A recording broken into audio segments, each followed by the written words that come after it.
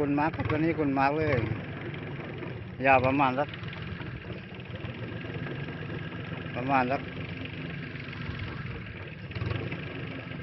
แต่3 เมตร 4 เมตรเลย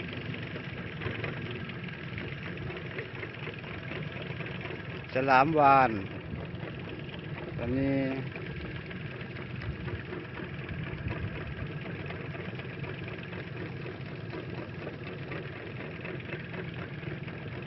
ไปเลยน้อง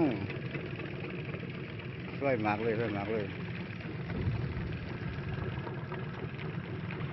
อืม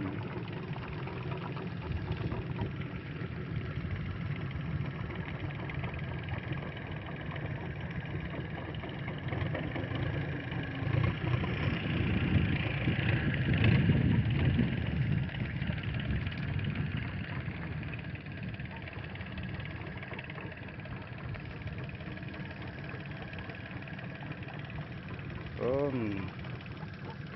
ลงดำแล้วครับมันคงจะตกใจมั้ง